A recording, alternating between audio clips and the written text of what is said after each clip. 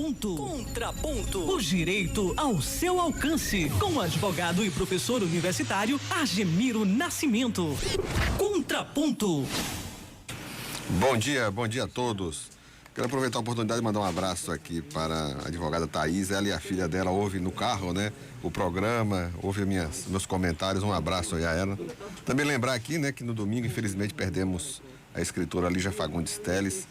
Se quer uma dica de leitura dos livros dela, essa escritora fantástica, leiam As Meninas, que é uma obra impressionante. Tem uma história interessante sobre esse livro que depois eu conto para vocês. Mas vamos lá. Um ser asqueroso. Na última segunda-feira, um dos filhos de Bolsonaro, um zero qualquer, achou por bem responder a um artigo da jornalista Miriam Leitão, sobre o qual ela afirmava que o distrito que ocupa o Planalto era contra a democracia. A resposta deste ser desprezível foi postar uma mensagem com a frase, abre aspas, ainda com pena da, fecha aspas, ao lado de um emoji com uma cobra.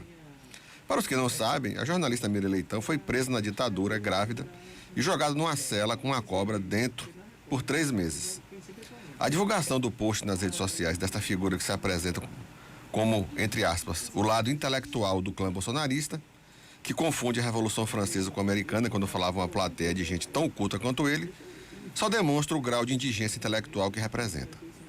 O pai desta figura patética, sempre que tem oportunidade, enaltece a ditadura de 64 e elogia um torturador que foi julgado e punido pela justiça brasileira por estas práticas, o famoso Coronel Ustra. Pessoas que fazem elogios às ditaduras, relativizam as torturas, têm o meu total desprezo.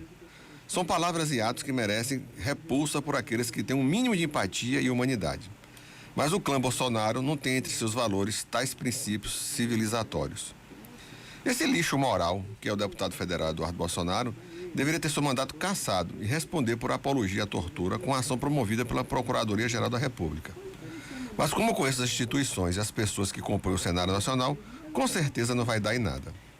A indignação da imprensa, dos intelectuais e de uma enorme camada da sociedade repudiar o post dessa figura decrépita contra Miriam Leitão, pois, em última análise, é defender o indefensável, a ditadura dos anos de chumbo do Brasil que torturou e matou muita gente. O seu pai, né, a figura não menos decrépita, que está lá no Planalto, é raro o discurso que não defenda um golpe em nosso país. Ontem mesmo, para um dos empresários do Rio de Janeiro, ele tornou a falar em golpe. Os arrobos desta gente não escondem a face do autoritarismo e do extremismo de direita, mas rastaquera. Eles sonham com um governo ditatorial com controle militar daqueles que discordam de suas convicções. Para a trupe sórdida que defende torturas e ditaduras, o crime de Miriam Leitão foi discordar das posições políticas do ser que habita o Planalto. E para esta grei do atraso, a misoginia é uma constante. E por outro, mulher não deve ter opinião. Observe se existe participação feminina consistente na cúpula do bolsonarismo. Aquelas que existem são mudas ou defendem pautas machistas e atrasadas. Outro discurso dessa gente burra e asquerosa diz respeito àqueles que discordam de suas convicções, que são considerados de esquerda ou comunista. Mas, como todos sabem, eles nunca leram um livro de 3 páginas, sendo 2 com ilustração, mas adoram apontar seus inimigos como esquerdalha ou coisa similar. Miriam Leitão na ditadura era do PCdoB, portanto, uma vez comunista, sempre comunista, na acepção burra deste grupo que defende a ditadura e a tortura. O bolsonarismo e seus acólitos representam o que há de pior na política nacional. Ataques como este contra a jornalista não me surpreendem.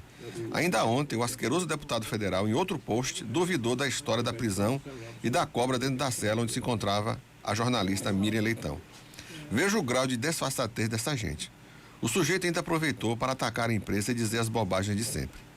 Alguns partidos políticos encaminharam a denúncia ao Conselho de Ética da Câmara dos Deputados para se tentar buscar uma punição contra o boquirroto da ignorância. Muito provavelmente não dará em nada. Com certeza dirão que se trata de livre manifestação de opinião e está amparado pela imunidade parlamentar. Estes argumentos toscos e erráticos não são mais levados a sério.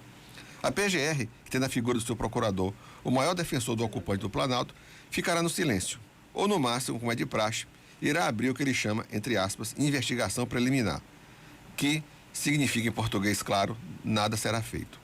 O que me entristeceu foi ver alguns trogloditas defender as palavras deste zero qualquer do clã dos Bolsonaros, tentando apresentar justificativa para tentar defender o indefensável. Eles não gostam de democracia. falam diariamente em liberdade como se vivêssemos num país em que as instituições não funcionam. Mas, graças a Deus, infelizmente, temos a Constituição em pleno vigor. Não há um só resquício de ruptura política ou início de uma revolução que justifique o trololó da busca da liberdade que eles tantos falam. Mas é preciso vender o discurso que vivemos à beira de um colapso institucional. Como diz aquele ser que habita o Planalto, as eleições serão uma luta contra o bem, do bem contra o mal. E eu concordo com ele, o mal está aboletado na cadeira presidencial. Então, amigos, é o que eu tenho a dizer e até a próxima segunda-feira.